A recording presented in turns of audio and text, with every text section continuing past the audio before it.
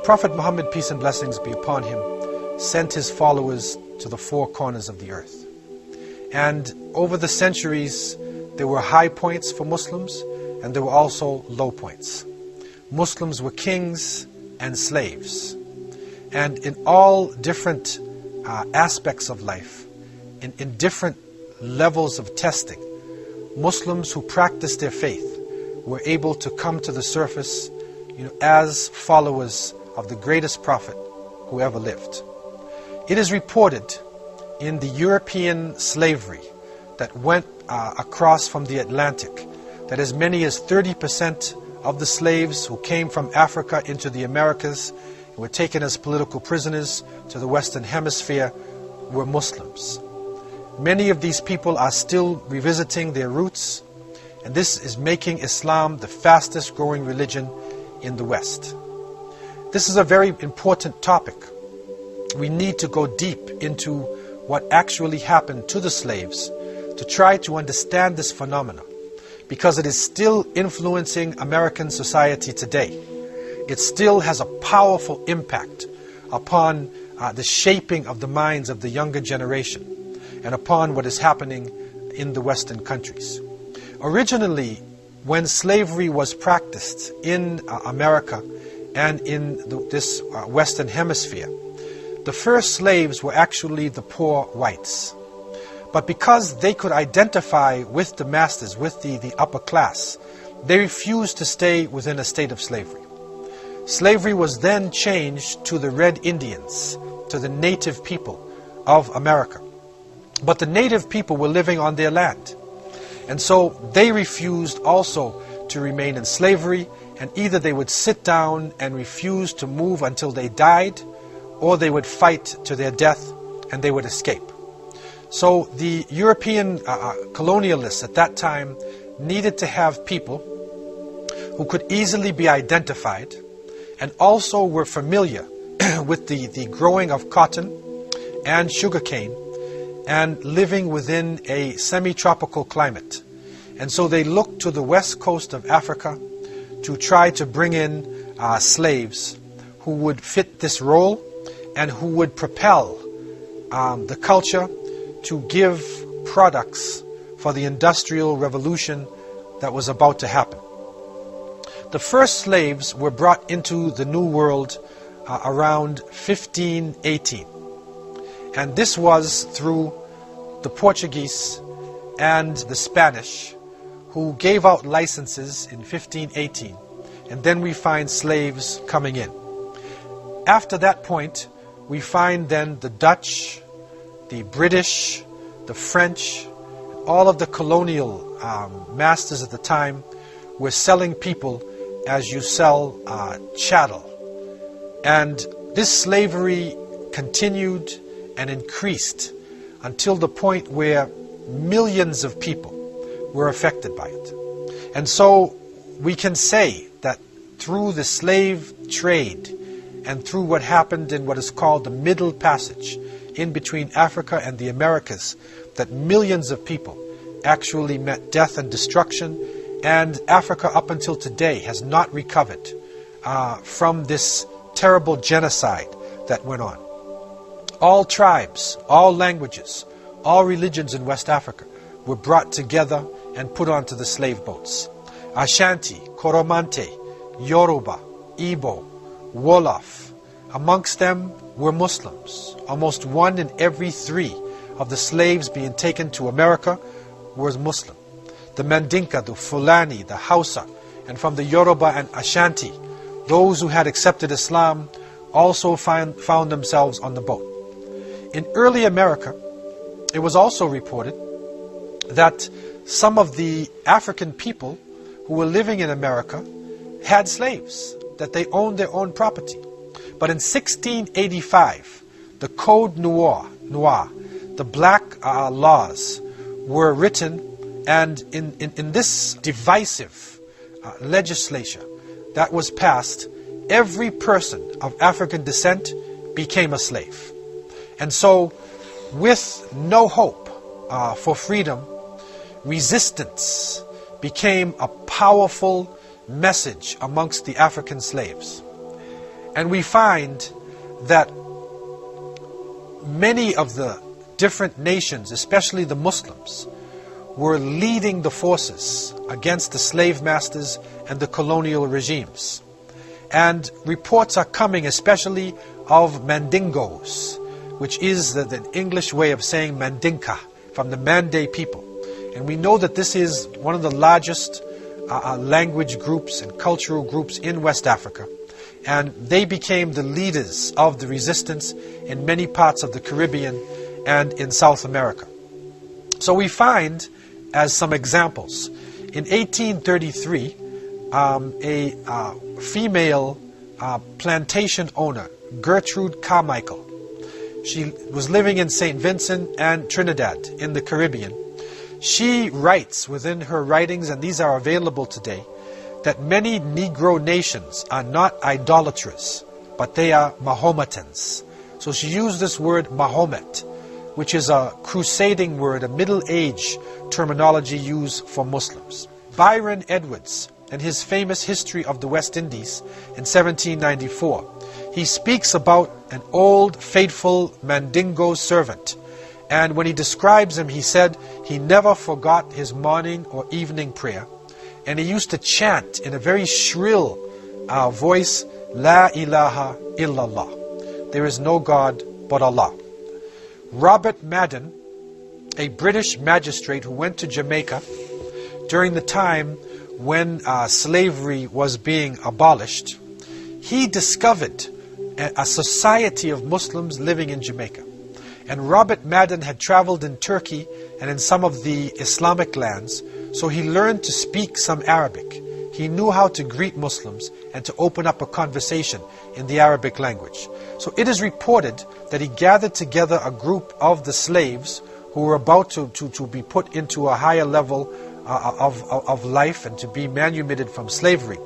And he recognized something different about them. He could see that they were probably Muslims. So he greeted them in Arabic, and he said they would have recited the whole of the Quran if I did not tell them to be quiet. He also uncovered amongst them a wathiqa. He uncovered a document that was written in the Arabic language, and this wathiqa, or this document, became a very important piece, because what the document is speaking about, it is calling for jihad, and it becomes the basis of a great slave rebellion that happened in the years 1821 to 1822. Following this, we find that these Mandinka people are living throughout the Caribbean region. In Trinidad, the island of Trinidad, which is off the coast of South America, the Mandingo society is developed by the slaves, and this society is developed in order to free slaves, to take them out of bondage and to buy them, and to then allow them to live a free life. Also on the island of Cuba, there was a sizable population of Muslims. Again, Mandingo is a term which is being used for all of the Muslims. In Haiti, which is the French colony, known to be the first major revolution in the Western Hemisphere, between 1753 and 1757, one of the leaders of the great Haitian uprising was Macandal. And Macandal was a Muslim imam. He was a leader. He was a learned person. And he was part of the great revolution of Toussaint Louverture that happened in Haiti. In Suriname, which was the most dangerous colony of the Dutch in that region, and Suriname is what they call today also Dutch Guyana. So it falls in South America. The great revolt against the Dutch slave masters was being led by a general called Arabi, and his lieutenant was called Zamzam, like Zamzam water that we drink in Meccatul Mukarramah. So we find Arabic names being used by people throughout the region. In the Bahamas, who are so famous today for the beautiful beaches, you find on the island of Exuma, you find writings that show a large population of people. And the writings show that these were followers of Mahomet. Now, we know that this is a middle-age crusading term that is being used to describe Muslims. So what they were actually saying is that on the island of Exuma, this large portion of the population were Muslims living in the Bahamas. And so documentation like this is coming to the surface all over the Caribbean region. It is found in South America, in Central America, that shows a strong presence of Muslims within this region. And that not only were they part of the societies, but they were the leaders in resistance. Islam gave them a strong identity. And so they resisted culturally, they resisted religiously, and it is reported that part of the system to break the slaves was not to allow them to practice their religions. And especially if the slave masters found somebody who prayed or who fasted in the month of Ramadan, that person would be tortured to death in front of the other slaves. If they found somebody who would not eat pork, or somebody who would refuse to be naked all the time, they would also torture that person. They broke up the families. They made the people change their language. They changed the names of the people from their original African names or from the names of Islamic origin, especially if the name was in Arabic. They made the people change their name, and by this they were able to water down the culture and to dissolve Islam into a large slave population. But the seeds of resistance remained in the people, and it is through these seeds that we are seeing people on these islands and these regions accepting Islam in the 21st century. It is reported by historians that the slavery period in America was one of the most brutal periods in the history of this planet. Millions of people died on the shores of Africa, in the Middle Passage, and in the Americas, in the brutal serfdom, the brutal ball and chain slavery that we find all throughout this region. And because of this brutality, and because of the lack of hope, people naturally resist. And stories of resistance are written in histories, in oral cultures, and we find that African slaves resisted right from the shores of Africa. When they knew that they were being taken away from their families, that they resisted, and they would jump off the boats. They would struggle with everything that they had. Also, we find that in the Middle Passage itself, we find that boats were taken over by the slaves, and the Amistad boat, the famous, well-documented boat, has come into popular literature and understanding. And this Amistad is an example of resistance of the slaves. And so this struggle continued right into the Americas. Muslims resisted in Jamaica, in Trinidad, in St. Vincent, in all regions within the Caribbean basin, in Central America, in the United States. There were different forms of slave revolts. There was in America Nat Turner, Denmark Vesey. There were so many different ways to resist. It is reported also a woman, Harriet Tubman, developed the Underground Railroad, where she enabled Muslims or African people to flee from the South into Canada. And so this became one of the greatest African resistance in the West. What concerns us here is to bring out an aspect of this resistance that in the past has been overlooked. And that is the presence of Muslims. It is now recognized that over 30% of the slaves brought to the Americas were Muslims. Now we are seeing documentation coming to the surface. We are seeing that Muslims maintained their culture of writing Arabic, that they maintained the ability to express the Quran, to express their Islamic culture, even though they were in a state of slavery. one of the most well-documented resistances that happened in the West was the case of Brazil.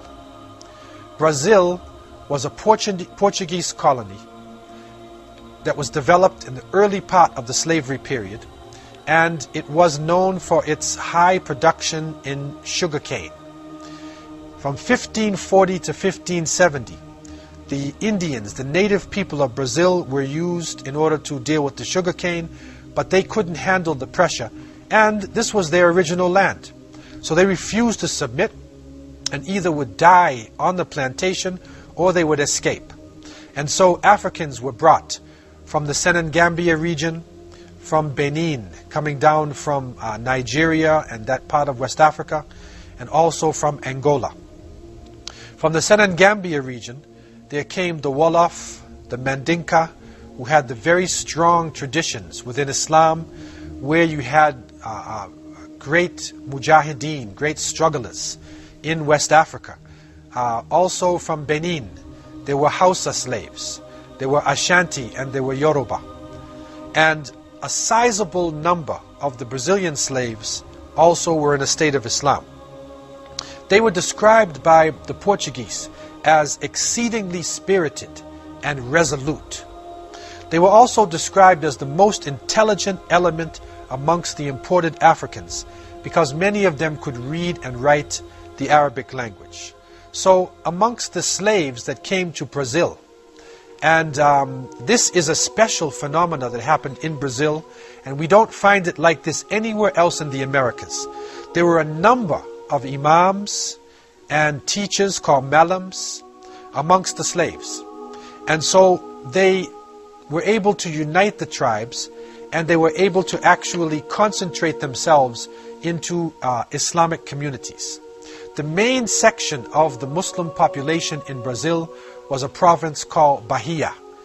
And in the Bahia section, the Muslims were well known for their personalities and the way that they conducted themselves. It is said that the Muslims would get up early in the morning, they would go to bed early, they lived a quiet life, they were very reserved in their conversations, they lowered their gaze, restrained their glances, they did not lie, they did not drink alcohol, they practiced polygamy, they had more than one wife. But one interesting aspect about the Muslims there, and it shows the strength of the imams, they did not allow the men to beat their wives. And so from that a culture develops, a culture of justice develops, and the women within the Islamic community of Brazil were powerful also and involved in the struggle. The imams and the malams, the teachers, were able to carry out the different Islamic rituals. They carried on the ceremonies of birth, of marriage, of janazah. They developed an independent system of thinking. And from this independent thinking, a type of collective leadership developed. And this leadership had the concept of Amir, where the masses of the Muslims related to their leader and were prepared to do anything if it was commanded by their leader in the name of Allah subhanahu wa ta'ala. And so in May 27th, 1807, the first revolt took place in Bahia. It was a powerful revolt, and the intention of this revolt was to kill the masters, poison the water system, and to return to Africa. But unfortunately, spies, weak-minded hypocrites, munafiqeen, in the ranks of the Muslims, gave the information over to the authorities, and the government then waited for the revolt, and just before it was about to take place, they suppressed it, and they killed the leaders. But they took some of the people who were involved in it and they put them on boats and they sent them back to Africa. The second major revolt was in 1814, between 1814 to 1816. This was a spontaneous revolt. It was not organized in the way of the first revolt. And because of this lack of organization and the spontaneous nature of the revolt, they were able to kill many of the masters, and they were able to capture certain sections of the land, but they were eventually put down, and many of their ringleaders were either killed or sent back to Africa. The largest revolt took place in 1835, and this is known as the Great Revolt of the Malays. What is important to understand is that this revolt was led by Muslim scholars, and there were 10 Muslim scholars in particular who gathered together and who wrote different documents. They would send the wathiqa to the other people, and you can see a document here which is actually from Brazilian Muslims, written in the Arabic language. And so the leaders of these revolts came from different parts of West Africa. The well-known Sheikh Dandara was a Hausa Muslim. Sheikh Sanim was a Yoruba Muslim. Malam Abu Bakr Ahuna was also a Yoruba, and he was the most well-known person of the revolt. And also Malam Bilal, he was also Yoruba and a well-known person within the revolt. What happens now in this concentration, that we find a powerful force coming out of the Muslims. They literally had developed masjids. There were 20 known masjids in Salvador, which is like the capital of Bahia. And they gathered together within the masjids, and they established special meeting places, like diwans, or special places where they would gather together in order to discuss the revolt. And so through these secret meetings and their connection with their Amir, and by communicating in the Arabic language and taking a special oath from the people, they were able to spread the word of a large revolt far and wide, and it was not detected by the authorities. They chose Ramadan as the date of the revolt. And but unfortunately, again, Munafiqeen came into the picture, and they informed the government authorities about this upcoming major revolt of the Malays that was to take place. Even so, a strong fight continued, and the Muslims were able to take the struggle all throughout the countryside. They were able to conquer certain sections within Salvador, but because of the technology, the weapons, and the organization of the Portuguese army, the revolt was actually eventually put down, and a mass deportation happened, where many of the leaders and many of the people involved in the revolt, instead of just being killed, they were put on boats and they were sent back to West Africa. And it is interesting today that in Lagos, in Nigeria, you can pray in a Brazilian masjid. So you can make your salat in a mosque that was built by Brazilian Muslims who were captured, struggled for their independence, and eventually returned to West Africa, and they built masjids within a major West African city. What this revolt showed was the fact that even under the most difficult circumstances, Islam was able to unite different tribal groupings. It also showed the spirit of struggle that Muslims were maintaining, especially those who were reading directly into the Book of Allah and following the Sunnah traditions of the Prophet Muhammad, peace and blessings be upon him. These revolts that are happening in the early part of the 19th century, the ones that are happening in the 1814 and then going up to 1835, they coincide with the great Hausa Fulani revolutions that were going on in West Africa. Sheikh Uthman Den Fodio, Rahimahullah, of Sokoto, of northern Nigeria and Hausa land, was a great scholar who succeeded in uniting his people and overthrowing the authorities in Hausa land and developing an Islamic state of over 250,000 square kilometers. So the spirit of the Sheikh coming out of his literature, and the people who were captured and unfortunate in slavery still showed out, even though They were thousands of miles away in Brazil. And so today when you see a Brazilian and you see the spirit that they have, and the young people are watching the Brazilians in soccer and they see the strong spirit, recognize that a good percentage of Brazil are Muslims, and there are hundreds of people who are coming into Islam today in Brazil.